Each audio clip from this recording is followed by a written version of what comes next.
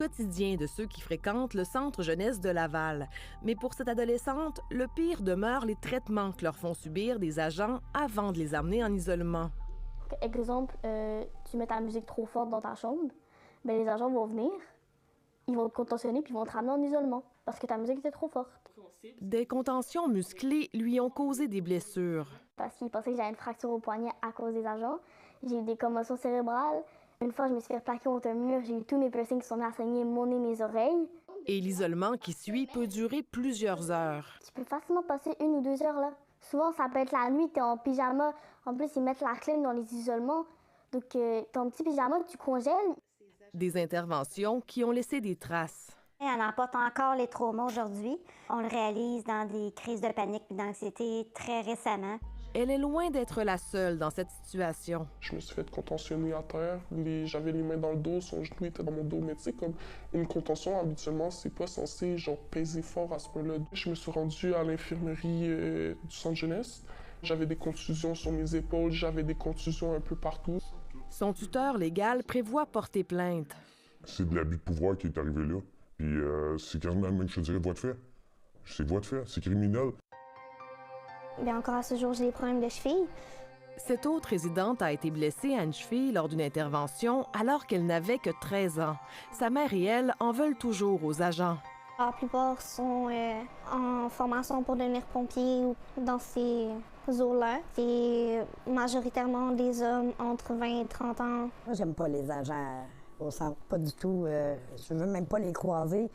Je veux même pas savoir lequel qui fait des contentions à ma fille. Et les enfants de 6 à 12 ans ne sont pas épargnés. Ils font la même chose sur nous que sur les petits, alors qu'ils ont 3 fois, ils sont 3 fois plus jeunes que nous. Et ça fait mal au cœur à regarder. Si le jeune n'est pas collaborant, ben oui, on en vient avec une contention physique ou une contention qui n'est pas agréable là, pour les enfants. L'agent d'intervention Michel Lompré représente ses collègues au sein de la CSN. Si j'ai pas de ressources, si j'ai pas d'effectifs, ben je suis en manque de personnel, fait que je peux pas prendre du temps avec elle pour essayer de désamorcer la crise. La contention ne devrait jamais être punitive. C'est pas une action punitive, c'est une action pour faire en sorte que le jeune se calme, pour le protéger de lui-même, puis de protéger les autres qui sont autour.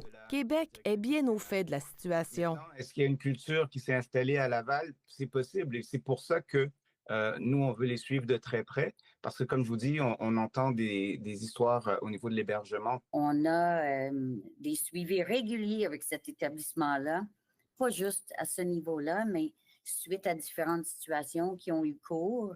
Donc, je pense que c'est des choses qui doivent être adressées plutôt que cachées, là. On a besoin de régler ça.